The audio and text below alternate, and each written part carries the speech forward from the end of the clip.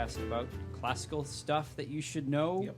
Put together by a bunch of classical teachers who love classical education, love history, love the way things had been done for thousands of years. We just love the classical world. We also apparently like talking, which is why we're doing this in our spare time. We're rhetoric teachers, so of course we love talking. Yeah. And this is our 12th podcast. So this is our bar mitzvah podcast. We are 12. We are 12 now, and Congrats. so we are now. This podcast is now an adult, and so that feels really good. At 12? At 12, yeah. Isn't that That's what the bar mitzvah is for, isn't it? Is that you are now a man at 12 years old? Yeah. Sounds cool. So anyway, Sounds like a deal. I'm in. Is our podcast. We have a new speaker named Thomas Magby. He is the Dean of Student Life. Are you the Dean of Student I'm Life? Dean of Student Life. That's such a cool name. I like it. I'm Yeah. a teacher, or I think it's instructor. That's a fancy name for Some teacher. people sometimes call me Dean of Life, and that's an even cooler name. It's not my That's title, but it's God. You're not allowed to have that. No, he's not the You dean. should You're not feel allowed to have you should feel real weird when people say awkward. that. I mean, I hate that title. And I'm Graham Donaldson, and I teach a bunch of things, mainly English literature and rhetoric. And we're here with AJ. I'm AJ Hannenberg. I teach. Wow, I really slurred that. I'm AJ Hannenberg. I teach 9th grade English, and senior thesis alongside Graham. I also teach ethics, and I've taught a bunch of other stuff too. Cool. And today, I don't know what we're talking about. Thomas, what are we talking about? Okay, so this is a podcast, and it's called Classical Stuff You Should Know. And so we're going to talk about the word classical. Uh-oh. Yep. And then we're going to talk about, especially in context of great books, and ways to think about that. I had a really funny conversation. Sorry, were you going to say something? Well, I just had a realization. Why in the world You haven't haven't we be started. finishing our podcast with Keep It Classy or Keep It Classical? That's just a missed opportunity. Sorry, I'm going to write that down. That's an important one. I really interrupted. I'm sorry. Nope, that was an important thought. Keep it classical, everybody. Right? That's. I'm against it. Yeah. Now I kind of hate it. Nope, I love it. So here we are, guys. Didn't expect things to start that way. Okay, so as Graham and AJ both said, they both teach English, and I had a funny conversation last week with a student who is reading Scarlet Letter, so a book that neither of y'all teach. That's Catherine Ball that does that one. Nope.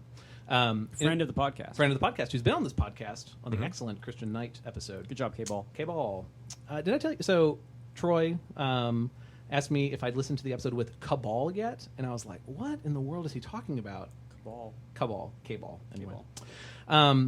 So the funny conversation. So the student is reading Scarlet Letter, and the student was trying to tell me that this book is not good. And I was, so why is the book not good? And the thing that he pointed to was, if you go to SparkNotes, 22% of people like this book, which means that 78% of people on SparkNotes don't like this book. And that was his evidence for how we knew that this was a good book or not. I thought that was really funny. Graham and AJ, is that how you determine whether a book is good or not? Appeal to populace. I cannot believe you are asking this question right now. This is what I spent yesterday talking about with my students. I'm dead serious. Well, maybe you'll give this talk. We gave a lecture on how to evaluate literature, and if you've ever seen the Dead Poets Society, you ever seen that movie? Yeah. You know that scene where Captain, my captain. I'm yeah, sitting they on a talk desk right about what is it? Dr. J. Edward Pritchard. J. Edward Pritchard, the who intro where actually existed. He's Did a he real really person. exist? He's a know real that. man. Is that where they rip out the pages? Yeah, so what happens is the J. Edward Pritchard gives an introduction where the way that you evaluate poems is by talking about the perfection of the poem. There's a quadrant, right? Yeah, related to the importance or significance of what the poem is, the topic, right? What it's trying to do. And that yields a total area, which shows you the greatness of the poem. And so something that is talking about an insignificant topic, but does it perfectly, won't be as important as a poem that talks about a great topic and is done just as perfectly, right? So that's how he rates it. And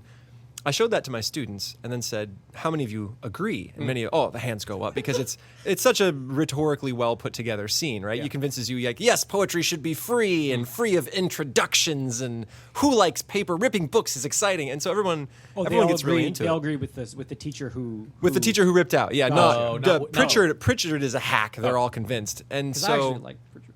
Oh, really? I Have you that. read him before? No, but I like that idea of the importance and anyway. Well, here's the funny thing is I say, if we're not going to do it this way, how do we evaluate literature? Because I think the fallback for everyone is how much do you like it? And that means that the best books are going to be the ones that everyone can sit down and enjoy reading, which usually will be the least significant ones, because the themes given in those books, which is another thing we talked about yesterday, are often themes that are designed to satisfy the audience, right? The theme will be love wins out in the end, or hard work always gets rewarded, or cheaters never prosper, which unfortunately is not often an accurate conveyance of what happens in real life, right? Love doesn't always win in the end. Hard work is often useless, and sorry Cheaters, to be cheaters often prosper. Sorry to be a spoiler and a bit of a stick in the mud there, but that's real life, and real good literature.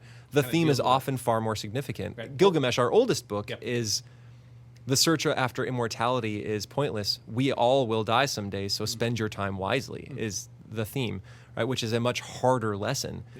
So I pointed that out, and the book that I've been lecturing from, Perrin's Guide to Literature, Structure, Sound, and Sense, gives the same 2 criteria that J. Edward Pritchard does. I think it's a thing. It says it should be rated on how artfully the story or piece of literature is rendered, and then the significance of the theme of what that story is trying to do. So how well it does it, and what exactly it's trying to accomplish.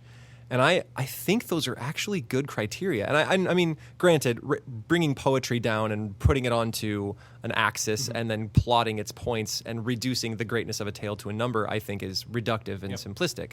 We should never do that. What they're doing in the Dead Poets Society is like very romantic, right? It's like ripping the page out and standing up and declaring yourself to the world, which is romanticism, but we ultimately falls flat. But we do need to pick. So certain things will be taught and presented to the students, and that's good. But there's also like we spend our time certain ways, and there's some books we should read and some books we shouldn't read. Yeah. And so I think we need some kind of test for should we read this. Yeah. I don't think it's SparkNotes personally. You don't think I it's, would agree. it's the amount of people that like something? No, because that's a logical fallacy, which should be discussed on a future episode. What's that called? Ad populum, That's appeal what to the totally was people, gonna say. because everyone thinks this, therefore it must be true. Yeah.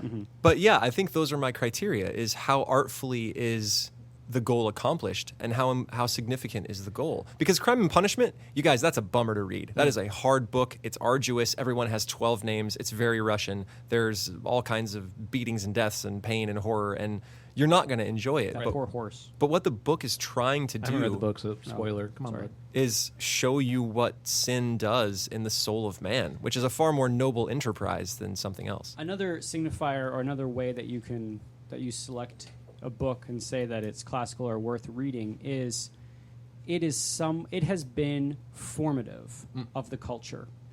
I know that's not a sufficient condition, but I think it is a necessary condition that it is a book that has been formative, something that has ended up forming the way that we understand what it means to be a human being. And usually the traditional answer to, well, how do we know that, is the test of time answer. Right. Well, this has stood the test of time, which is a very nebulous way of describing how something exists. Like, has it stood the test of time? But I think it is kind of helpful. There is lots of poetry that was written when Dante was writing the Divine Comedy, and a lot of that stuff is sort of just now relegated to the world of academia, where you're really focusing on the Renaissance, you're really focusing on the High Middle Ages of Italy. But the concept of hell in Dante has bled into the understanding of the culture in terms of heaven and hell and purgatory, so much so that to know what it has meant to have been a human and to continue to be a human, you need to know Dante. And the reason it's been so good, I think, is because he's taking what AJ was talking about, significant topics, and treating them very artfully. And I think it's not just has it affected the culture, but what C.S. Lewis says about old books is that every time has its own pitfall. Right? We have the mistakes that we as a culture will make, and I could name a few, but it would make me sound very grumpy. We have blind spots, and the only way to avoid those blind spots is to read books that were written in a different time that didn't have those same problems. Because they had different blind spots. Because they had different other blind spots, and because this is part of textual criticism, is that so textual criticism is to look at that and focus only on what those blind spots are. But there's something, we have a blind spot. Almost the book reflects back on us in reading it, right? Right, and so we read old books to avoid those blind spots. There are plenty of things that have affected the culture and affected it in a negative way. The things that really stand the test of time of being a good book is something that has spoken to the soul of man through a flow of time periods, each with its own blind spot, and yet it still speaks to us, right? The Inferno still speaks to the soul of man even now. Yes. The Iliad and the Odyssey still have something important to say. Gilgamesh, even itself, still approaches one of the biggest questions of man, which is, what do I do in the face of my sure mortality? Yeah. Right? And that is going to speak to man forever. Right? That'll still speak to us 1,000 years from now. So our first part will be more like a quiz show, and then we'll move on to like actually important stuff. I'm in. Okay, the word classical, we've used it, I've counted, and it's I'm 987,000 times. What'd you say? I'm out. That was quick. And we used it a couple times in this episode too, but when we say the word classical, I mean, the podcast is also classical stuff, you should know. What do we mean when we say the word classical? And I will preface this by saying I Googled, and there are 3 definitions. Oh, gosh. I'm looking for farts. these. Farts is the first one. That's not true. But give your definition, and then I'll give these. You'll probably disagree with them. But like when you say the word classical, what do you mean by the word classical? So, going back, something Yeah. that originally was. Yeah. So if you have New Coke, when New Coke was gross, they went back to the old Coke and they called it Coca-Cola Classic. Uh-huh. So the idea of the way something had been before. Yep. Maybe foundational or established, Yeah. I think, would Yeah. be where So I go with it. One of the 3 relating to the first significant period of an area of study. So like, I read the Nicomachean Ethics for the first time a couple years ago, and then recently reread it. Written by Nick. Yeah, written by Nick, and he wrote the Nicomachean. Sorry, Aristotle wrote the Nicomachean. Sorry, I thought that was funny. But like, it is one of the first studies that we have on the field of ethics, and it's foundational, and it's important, and it still has relevance. So it is a classic, right? Just like the Republic is foundational for a Yes. gazillion other works. Yeah. That's why we reference Plato and Aristotle and Socrates via Plato so often, right? That they have these kind of foundational studies. Yeah. One of the others is relating to ancient Greek or Latin literature, art, or culture, which I thought was an interesting one. So they're actually locating it in. So it seems culture, like an Greek or extension Latin. of the first definition, right? Because It's a so foundational thing, and they're like, well, it happens to be this foundational Yeah. thing because it was where So it started. Confucius, even though he is old, is not classical under that definition. Under that definition. Yeah, This is yeah. a fun one because we'll eventually get to talking about Mortimer Adler, and Mortimer Adler's project was the great books of the Western world. Yeah. Premised on there being this great conversation happening in Western literature. So under that definition, no, but under that other one of relating to a first significant period or area of study, Confucius would fall under that. Yeah. Adler's defense of kind of why he focuses on this is that he, being a Westerner, he can access the Western conversation easier than he can access an Eastern conversation or, pick your culture conversation. The second one is regarded as representing an exemplary standard, traditional and long established, and that gets at the test of time that you were talking about before. So something that has lasted for a long time, we could also look at and call classic, and I think that's kind of how we use it in the vernacular. And you said that because of the standard that it hits, it exemplifies exemplary standard. exemplary standard. So these would be books that are modern but still regarded as classics, like To Kill a Mockingbird, right? Which, that's a fun strangely one. enough, just announced this week. Many schools, there's a couple of taking it schools out. that are taking it out of the curriculum because, and the quote, what was it? It was made students uncomfortable, which probably is exactly why we should have it in the curriculum. Sure. But And that's- the yeah. discomfort is what was the reason for it. Yeah. Anyway, Mortimer Adler put out 2 versions of Great Books of the Western World. The first was in 1952, and the second was in 1990. The 1952 version, the last book of it was Freud, which is a super bummer if you're just like reading through and Freud is what you end up with. So the 1990 version had 60 volumes, and he added Great Gatsby, I think was the most recent. Great Gatsby and Waiting for Godot. I don't remember when those were published, but those were 2 of the most modern ones he published in there. Wait, so is it just like summaries of these books, or is it actual? The books. So this is fun. We'll get to this. That is cool. I got to get that. It's a thing. We'll get to that in a second. But the 60 volume thing, he added Great Gatsby and Waiting for Godot, and he regretted adding them because he felt like they were too modern as of 1990 to be called a classic. So I mean, whatever. Yeah, if you take Mortimer Adler as the ultimate tastemaker, then well, there's But always he's right. that, They're- arbitrary 100-year benchmark, Yes. right? Which Yeah. means that as of right now, 1918 would be the benchmark where we can start saying that this is a classic for whatever reason. We can start looking at World War I poetry and that kind of stuff. But even then, I mean, there was stuff that was considered 100 years after it was written to be pretty awesome, and that we have completely For forgotten sure. about. Yeah. Okay, so then, so that's that was more quiz showy. That wasn't super significant. But then the second question, Who's winning, by the way? all of us, because we work at Veritas. The second conversation is around great books. What makes a great book? And so, if I'm hearing you correctly, I take notes on all these conversations because y'all have really smart things to say. But y'all talked about farts. No, just playing. No, you said artfully. This podcast is my notes, so eventually I don't have to. I can just go back and listen and remember how smart I was. Good. Artfully rendered, significance of theme, informative of the culture were three things that were said. Do y'all have any other? So, like, y'all just made the decision to add Dorian Gray to the 12th grade reading curriculum. Were there any like tests or any how did you make that decision? I have lots of opinions on this one. Graham, you can go first since I had to convince you. Yeah, and we have yet to teach it. One, and I don't know if this is necessarily the best, but there are things that are talked about in Dorian Gray that are helpful and applicable to the life that we're living now. Appearance, the question of sort of art being an end in and of itself, and I don't know if that's necessarily a good enough reason for us to teach it, because then we're trying to use books as like medicine to try to cure certain things that we think students are going to be experiencing in life, but that does come back to this idea of blind spots, that if we can sort of look and say, hey, we as modern people have these blind spots, here's a book that is talking about, that is directly addressing that blind spot that we as modern people may have. Maybe that is a good enough criteria to rotate into our curriculum. Can I blow your mind? Requirement number 1, Mortimer Adler, contemporary significance. Yeah, that is requirement number 1 of 3 to be a great book. So the oldest book is if you spend 30 seconds Googling, which is all I did, the oldest book is this Etruscan book. It's in gold, and it's 6 pages long. And why don't we read it? It's old. Why don't we read it? Because it's about the king of the region at the time. Like, it means nothing to us outside of the study of history to read that book. So the contemporary significance matters. I'm of two minds of that, because on the one hand, I agree, and I think that, blind spots in books have things to say to us. But on the other hand, I feel like that puts a little bit too much power on me to try to read the tea leaves of the world and say, here are the books that we can superimpose over the world to get this sort of desired end. Whereas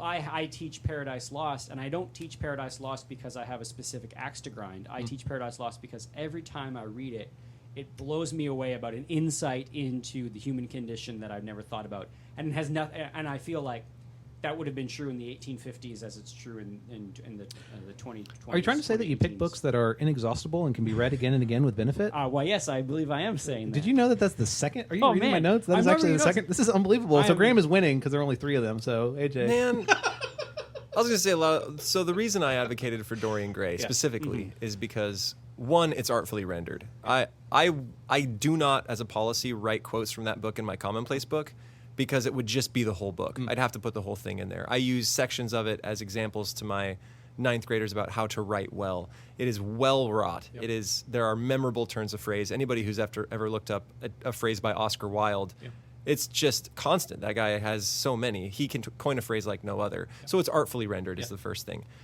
And I think that's what I first noticed about the book when I was young. The second thing is that I think the purpose is one that speaks not just to our time, which I think would be dangerous if we were using it as a panacea just for a particular problem of our students. The word I was looking for. Yeah. But as it's something that we have always struggled with, and it's the notion that youth and fashion are the only things that are good about a person, and if one is to retain those, one will be happy.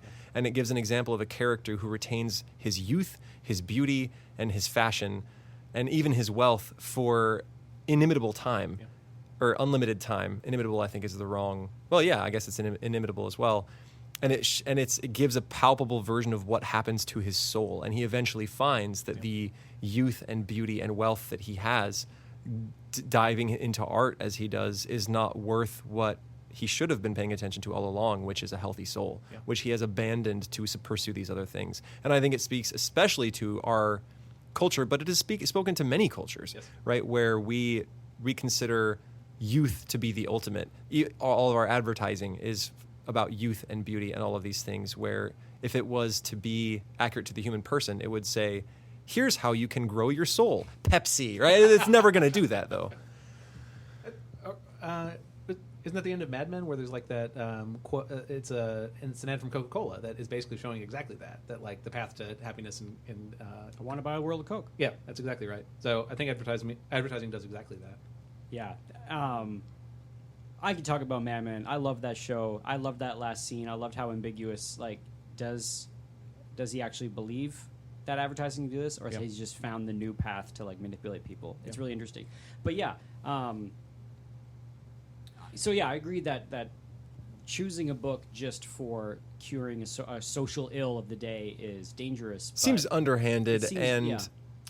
It seems like it's using ethos, pathos, and logos to manipulate the emotions. Don't even start. Sorry. Just kidding. Sorry, that was the last. Manipulate's a word that is negative. I'd say guide. Oh, okay. Guide forcefully, is that the... Oh, no, okay. but I mean, in the end, like, everything is, like, there's the difference between propaganda and raising, or the difference between propagating and trying to engender, passing down what is good from an older to a younger. Yeah. And the line between propaganda, I mean, it is a thin one. Like, I asked my students at some point during the year about the morality of teaching. Like, I say, I'm up here because we will read a book and they'll be like, where someone is obviously being a sophist or using propaganda, and I say, all right, well, what am I doing right here? Every day I come up here and we're talking about things, and I'm asking you questions and I'm forming questions.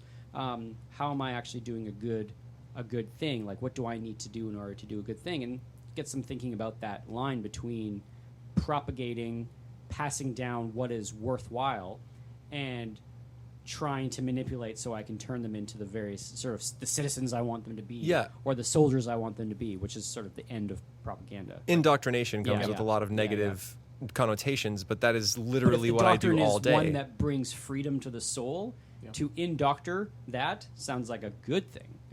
Yeah. So we're back to the topic of the OSAs for how to persuade people. I already said I came around on this one, but maybe I didn't. Is that what I'm saying?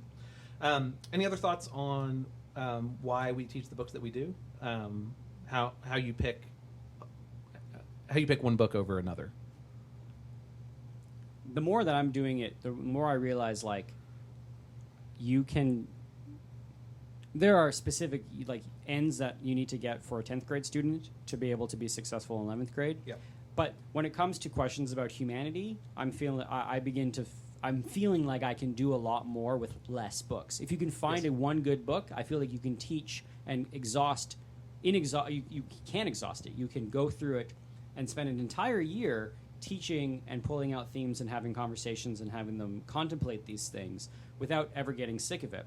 Every year, Paradise Lost creeps up a little bit more in the time that I spend, and every year I feel like when we're done that book, man, that flew by and I have way more to say. And every year students, by and large, say like that was their favorite book of the year. I still hear that from juniors and seniors looking back on your class. Like they love that book, and also what you do on Deep Joy, which is a different section. But yeah, romanticism. So there's just something about, like, when you find that book that really jives with it is asking those profound questions about human life, and it is vast and deep enough that it is inexhaustible, then those are books that the students need to do. And I know that Andrew Kern, who at the Circe Institute, says that he can do everything with the Iliad and the Odyssey.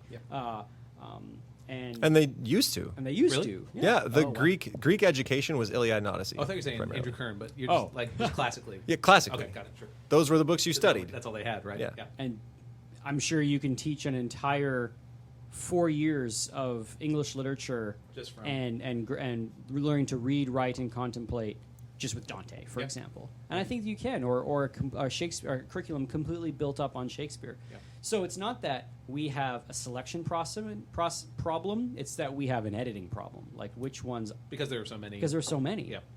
But isn't that kind of great? Like, there are that many great books to read through. AJ told the story last week at the beginning of the episode, but my introduction to Veritas was my wife and I were going through premarital counseling, so we were engaged and we were about to get married, and we were randomly paired with Troy and Stevie Schuknecht, who Troy is the head of the School of Rhetoric and Stevie is the college advisor for School of Rhetoric. It was randomly paired together. First time meeting them was at a Thai restaurant down in South Austin, and then like the second or third meeting, I was just kind of talking about what I was reading, and I'd read Mortimer Adler's How to Read a Book, which is a really good book. And I'd started getting into his Great Books of the Western World, and I was just describing, like, man, there are all these great ideas that I was never introduced to in school. And it just seemed like a travesty. Like, I'd been through, the first 12 years of regular school and then 4 years of undergrad. I'd started a master's program at UT, and I'd just never been introduced to these great ideas, these great works of literature. And I was just, bemoaning that fact. And I said this last week, but Troy was like, you do realize I work at that exact school. Like, are you messing with me right now? And I was like, no, like, I really wish that there was a school like this. And then a few years later, I came to work at the school, and I'm very thankful for it. Yeah, seriously. It makes me think also, Graham gave a talk last year. It was an intro to 9th grade for 8th grade parent talk. And he made this comment about the School of Rhetoric I have no recollection of that. It's really stuck with me. Wow. So at the school, at Veritas, we're separated into grammar school, which is, elementary. It's 1st through 4th, pre-K through 4th, sorry. The School of Logic, the middle school, so 5th through 8th, and then the School of Rhetoric, which is 9th through 12th. But what happens when you graduate from the School of Rhetoric? You don't leave Rhetoric. Like, you're still in the School of Rhetoric. We are all School of Rhetoric right now. AJ and I and you, as men in our 30s, we are still rhetoric students. No, man, I'm retired. I'm done with it. 32, I'm done. I'm out. Made it. I'm only 28, so I still have a few more years. Oh, I until I'm done with it. apologize. Oh, my goodness. That's embarrassing on my part. Sorry, Thomas. Um, You look, wait, no, that's not helpful either. I look old. It's okay. I get that all the time. I was about to tell an embarrassing story about being thought, whatever. Okay, so, but what does it mean to be in the School of Rhetoric? I think Mortimer Adler gives us kind of some direction at what an answer to that is. Okay, Great Books of the Western World. He had 3 criteria for considering a book great. And we've covered 2 of them because Graham is a genius. And AJ, I'll give you credit for the 3rd one, so you're on the scoreboard. I hate this. So his first requirement is that a great book must have contemporary significance. So whatever. It's a thing that boggles my mind every time I read the Bible or read the Greeks, that I can read it and still understand the ideas that they're talking about. We're separated by all these hundreds or thousands, whatever, of years. But a man is a man. You know what I mean? Yeah. Like that boggles my mind every time I think about it. We like to think of the ancients as simplistic and primitive, but They're not. They're not. Yeah. They're the same. Or even are you all in the Iliad right now? You just about to start it. So like the rich interior life that they are having in the midst of battle, like I can identify with that interior life even if I'm not stabbing people with spears. Like there's a commonality to me and the characters. Well, you're stabbing people with emails. That's what I meant to say. Yeah, it's a metaphor. Yeah, good. The second one is that a book must be inexhaustible, which means it can be read again and again with benefit, which I think is a nice addition to say with benefit, because you can read anything over and over. That's Paradise Lost. I mean, that's kind of what you're describing, of like every time you go back to it, there's something new that you can go through in there. It's worth reading over and over again. And I'm sure we're all thinking of books that we've done this with, right? Yep. I've read Till We Have Faces a bunch of times. Another C.S. Lewis book, The Screwtape Letters, I've read a bunch of times. This is my gazillionth time through the Iliad, and I always find something new. Yeah. Same with Dorian Gray, same with Crime and Punishment. I feel like I actually understand Crime and Punishment now the 3rd time after through. Reading, that many times through. Yeah. Was it Mark Twain who had the quip that if you've read a great book only once, you've never read it at all? That might have been a Lewis quote, but I think there's something to that. Yeah.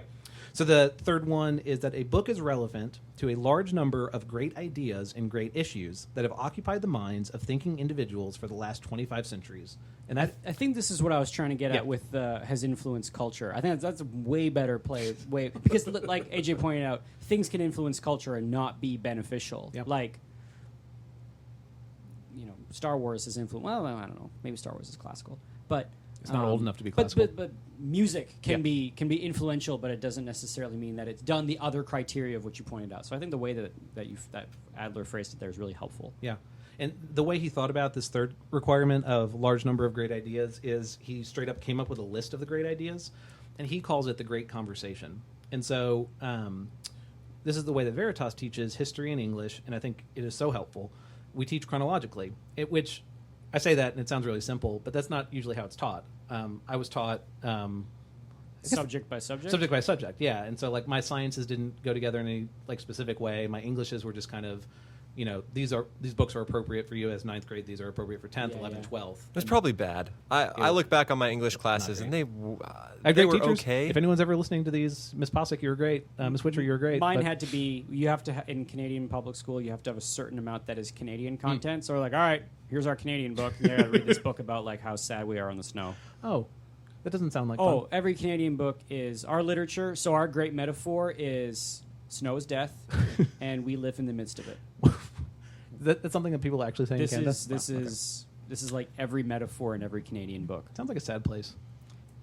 Our books are sad, Okay. but our people are jolly. It's like we're like Irish. It's your Like that's your Irish. therapy. You write all your sad stuff so you can feel happy the rest of the time and be nice to everyone. That's right. Though, to Graham's point, this kind of like requirement of there being people from a certain place included in literature, Mortimer Adler had zero concern for that and has lots of quotes saying that, and they're not very nice quotes. So they're being referenced but not being quoted here.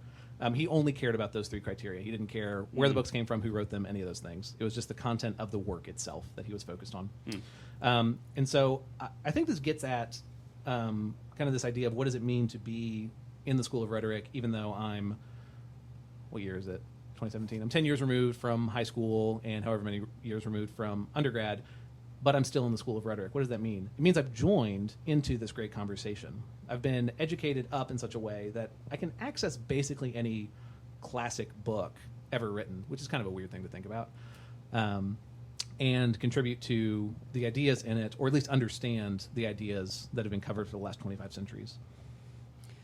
This is why it's just, if we want to go back to the idea or the image of that movie Dead Poets Society, this has always been my beef with that kind of romantic idea, is because we're all part of the great conversation, and thinking about it and then contributing to the great conversation is very important. But in that movie and in the romantic sort of mindset is you don't need to concern yourself with what has happened before. You just need to stand up and give your own voice or give your own verse. And the big thing that they romanticize in the movie is that the powerful play goes on and you may contribute a verse, but you can do that without actually having to know what came before you. All that matters is that you can do it loudly on top of a desk. Which makes for a really, if we're thinking about this in the metaphor of a play, that would make for a terrible play. If every character came on and was like, I'm going to talk about football, and then the next person came on and talked about something completely different. Shoes, I love shoes. Yeah, the way you make a good play is continuity. And so if you stand up and just holler about whatever, you're not helping. So that, I mean, and this is why...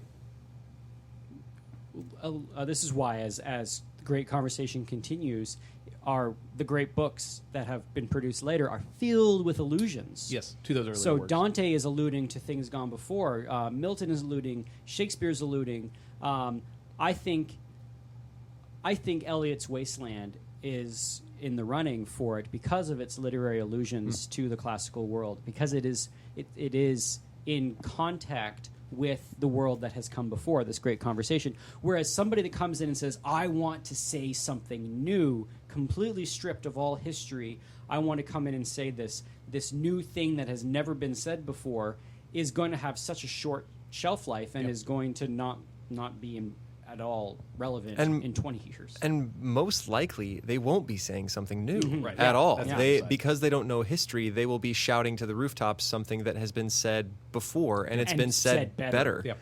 And they'll miss the content of several other things. Like there's a reference in Shakespeare that I missed up until this year, up until I read the Republic, and it was when Brutus is in his garden considering his assassination of Caesar, and he says, between the conception of a horrible deed and its enaction, the body of man suffers like a state, a little insurrection, right? And I had missed that he was there alluding to Plato and the man as a state, right? Where you have the emotions and you have the will and you have the... I had missed that entirely. Yeah. And so now I get to teach my students about this great connection between Shakespeare, who clearly has read Plato, and is making an allusion to the Republic there. And the fun thing is that even if he hadn't read Plato, it was enough in the conversation, and he had read enough people who had read Plato, that you can get in the conversation without actually having to read everything. Right. Yeah. Like, I've maybe read the Republic once or twice in my life, but you've read so many things that have referenced the Republic that those ideas are bouncing around in your head and soul that that when you go back and you actually do read it, not only are you like, this is familiar, you also are like, whoa, that's not what I thought it meant, and then you read it, and even Nietzsche's writing was pieces of it were covered in the Republic, and so if you've read Nietzsche, you have probably read at least a piece or a perspective of the Republic. Mm. That's in the great books. Nietzsche is the end of the philosophical conversation, or at least the. That's I know, depressing. But whatever. That's the funny thing about getting to the 20th century is like it's all kind of depressing. Yeah. So happy times. I didn't finish my thought on history and why we teach in English the way that we teach it. So we teach chronologically. So AJ teaches 9th grade, which is is it classics or the ancients? What's the fancy world. word? Ancient world, is that what you call it? Ancient. And what do you call sophomore? Yeah, Foundations. so sophomore English gets a little weird, but in most classical English curriculums, it should be the Middle Ages up until somewhere in the Renaissance. 11th should be Renaissance and early modern, and then seniors should be modern. But we do an American specific 11th grade to pair with U.S. history. Yeah. So our 10th grade, we read the first thing we read is Chaucer, and the last thing we read is Aldous Huxley. So we go from that's unbelievable. We go from the 13th century, 14th century, all the way up to the 1930s. Yeah. So it's a pretty big swath of literature. There's huge chunks that are cut out. Sure. So for sure. And have to be, right? Mm-hmm. But what that means is that students reading Brave New World in Graham's class should be influenced by having read the Iliad and the Odyssey in AJ's class. So the ideas build on each other. I think one of the best examples of this is in AJ's class, they read Julius Caesar and they read the Inferno. I subbed in this class once, and it was when they were talking about Julius Caesar, and they were talking about Brutus, and the question was, did Brutus act nobly? And the class was pretty evenly split. I don't know if is that usually what you see from them? Yeah, they're very American, Sure. And so the idea of deposing someone who could be a tyrant is usually very attractive. Okay. It's usually attractive to them, right? Well, they don't like the idea of a king or emperor just because they're very democratic, Sure. and they usually err on the side of Brutus was doing something noble. And I can note for them that ended up plunging a otherwise stable state into a civil war, and it meant complete chaos. So do they get upset that Brutus is being eternally munched on in the center of hell? Yeah, so the question then is, so that's one point in the conversation is the story of Caesar, but then Dante, looking back on that story, has an interpretation. And where does he put Brutus in the Inferno? Treachery, He's right being continuously eaten in one of Satan's mouths, along with Cassius, the other and Judas. assassin, and Judas, the guy who betrayed Jesus. What is he being punished for? Betrayal of lords. Isn't that fun? So it's not the outcome. It's not whatever. This is let's talk about ethics. It's not about the outcome. It's not it's not utilitarian. It's deontological. It's the act itself, whether it was right or wrong. Yeah. Dante coming very strongly on the side of that was just a wrong act. He even places betrayal of lords beyond betrayal of family. It is worse to betray your ruler than it is to betray your mom. Yeah. And that's, I don't know. That's why I'm glad they get that in the course of 1 year. I guess my question, does that change how they look back on Julius Caesar? That this Dante guy had a pretty strong opinion about that? Typically, they get grumpy at Dante for placing it there, and they take issue with betrayal of lords being beyond betrayal of family. They don't think that is a fair placement of that sin, and I remind them that maybe this is a cultural blind spot. Yep. That's the reason why we have them wrestle with it. But it could be on either side. It could be on either side. Yeah, and it's an American blind spot. We think the lord and we tend to think the relationship between a lord or ruler and his subjects is always one of subjugation. Yeah. That the ruler is always abusing those underneath him and is always corrupt. For some reason, that's what we think, but that's not the way the medieval man thought. If you gave your sword to a ruler, you had an obligation and you served him, and then he in turn was supposed to serve you. He's a servant. He is you are. It is this cross-serving thing in the same way that God serves us by dying for us, and we serve God because He is God. Yeah, that was the model in the Middle Ages, and even in the barbarian, right? Beowulf, the story of Beowulf. When you are a warlord and you have your thanes, you serve them by giving them wealth and by doling out all of the treasure and by providing a home for them and dealing well with all the other tribes nearby, and they fight for you. That's who are you? That's the deal. Exactly. You have your and you are sworn to your ruler almost as much as you are sworn to your family, perhaps even much more so. Yeah, and that's. I don't think this is possible, but maybe the ideal is that a book is read on its own terms, in that you start with the Iliad and the Odyssey, and then you are moving progressively through time, not viewing it from my modern lens, which this is the part that's impossible. Like, you almost have to remove yourself from it and read it only as there is all that cultural context around it that matters to it that might not apply to my current day. I don't know. But the more ancient stuff you read, the more older books you read, the less likely you are to fall into the common pitfalls, right? I mean, that's the whole point. That's why we do it. It's not that we can't escape this modern idea. It's we read the old books to escape it. Yep. Yeah. I guess that's the analogy of the man in the cave. That's the job of philosophy, is to remove you from seeing just the images to getting to the real world. Just, I don't know, to move toward wrapping up, the great conversations. So if you were to go and buy the great books, it's from it's Encyclopedia Britannica that owns it. I'm looking at the 1952 version, and they have 102 great ideas. I think they added a 103rd, and I don't remember what it is. But straight up, the great books, it's copies of what Mortimer Adler and his team considered those great books. Can you give me some examples of these great ideas? The 103rd was the George Foreman. The George them. Foreman Grill was 103. So that is a great drains idea. the fat. Yep. Yeah, it drains. It cuts the fat, right? That's the fat. I mean, Graham has mentioned his pig farmer before, so bacon obviously is one of these great ideas. I think it's probably the most important. Okay, so in our last episode, AJ made reference to I was raising problems with ethos and pathos because I'm just Spock and I like logic. And he referenced something about how emotions Needs of the many. are seen as the animal side of a person. The first two ideas are angel and animal. Angel, okay, so great books. There are 60 of them in the most current version. The first book is an intro, and then the second and third are these things called the Syntopicon, and they are these books of essays about these great ideas. And what it's trying to do is track how that idea has changed over time, and they're fascinating essays. I had opened up to a page on change, which ends up talking about motion, which sounds really boring, but it's just a super interesting idea. But the first two in there are angel and animal, and those essays are about how angel is typically thought of as the spiritual side of man, and animal as the physical side of man, thereby man being the combination of those two. The question then body, soul composite. Yes. So the question then being, should we be fully angel? What is it to be too much animal? Those are the ideas being referenced there. I could read through, aristocracy, art, astronomy, beauty, cause, citizen, constitution, happiness, honor, idea, immortality, God, emotion, life and death.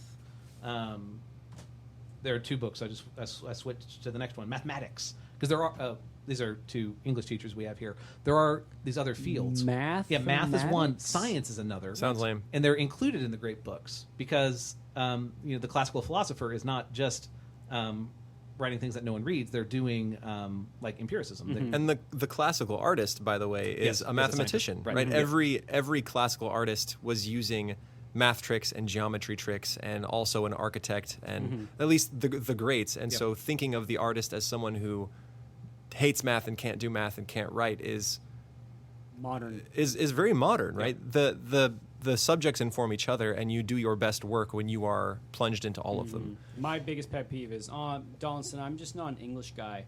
Like, well, buckle up. I'm a science kid. I was like, That you don't fly. just spoke with a certain language, and what was that language you just used? But again, so there are 102 of them.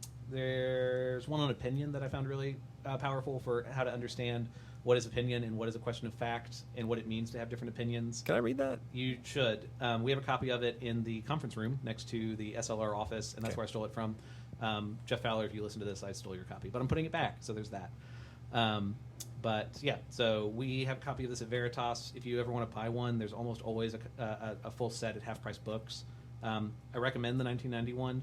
It's funny, what I think of as the big difference between the two is that in the 1952 version, they only have Catholic author, like on the religious side, it's only Catholic authors, but then they add in John Calvin in the 1991, so it's like, hey, Protestantism happened, and they add that in the 1991. In the 1950s. In the Up until 1950s then, they is thought when it was a happened. fad. That's exactly right. So, do you have any beef with the attempt to like completely categorize and codify the Great Conversation? I know that's a bit of the criticism of Adler. Yes. I've never read him enough to know if he thinks that what he's doing is the be-all, end-all, or if he comes at it with a certain amount of humility. No, there was another project at the same time called the 5 Foot Bookshelf, which was out of Harvard.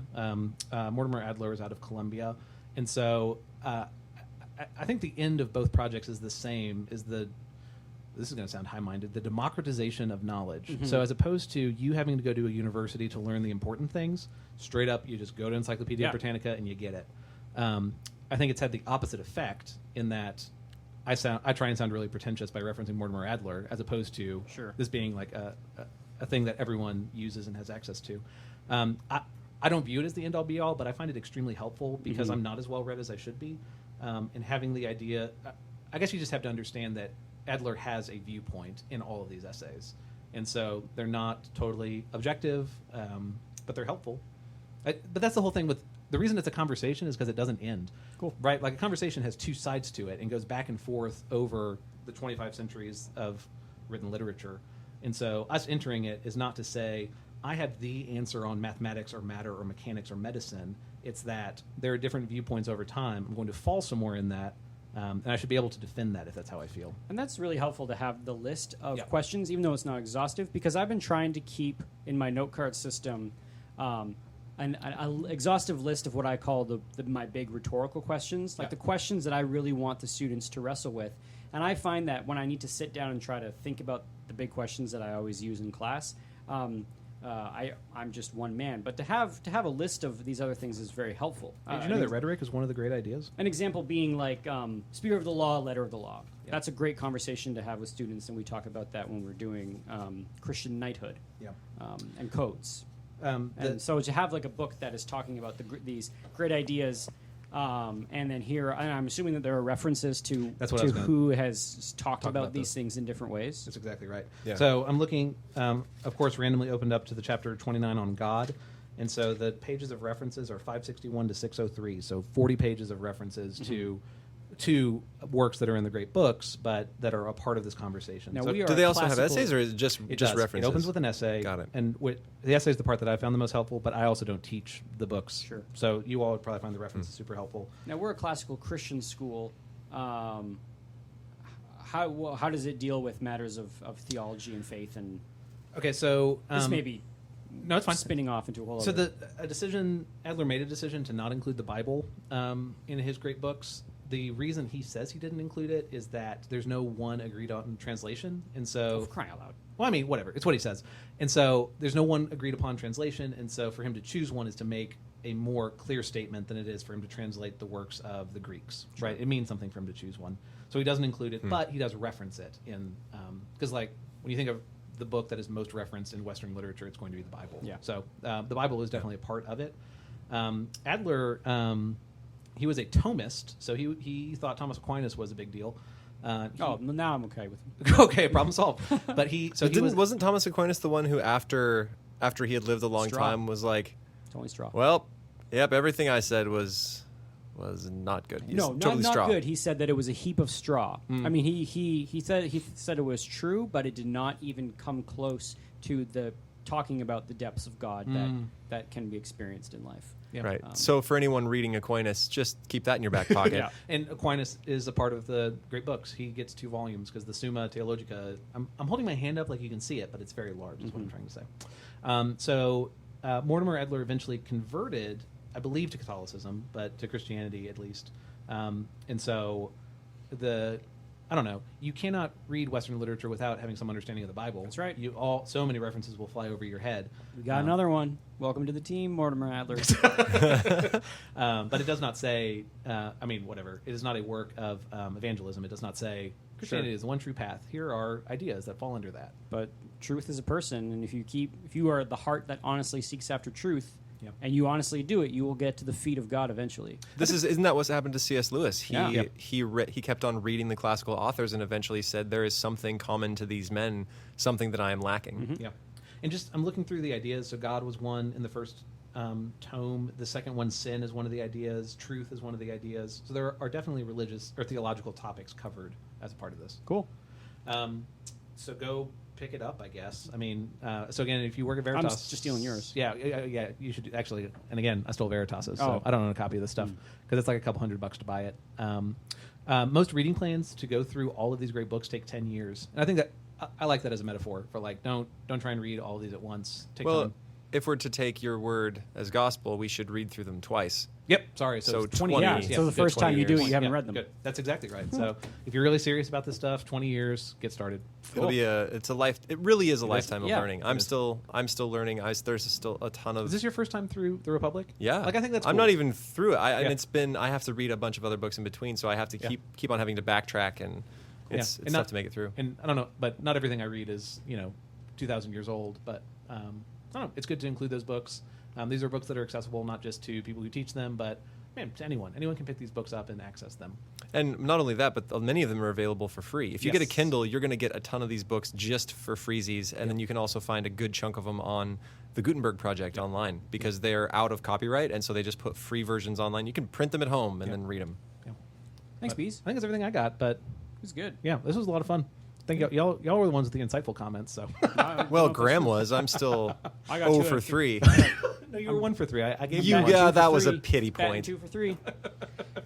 Well, this has been Classical Stuff Podcast. Thank you for listening. If you have questions, concerns, feedback, criticisms, please email us at classicalstuff@veritasacademy.net.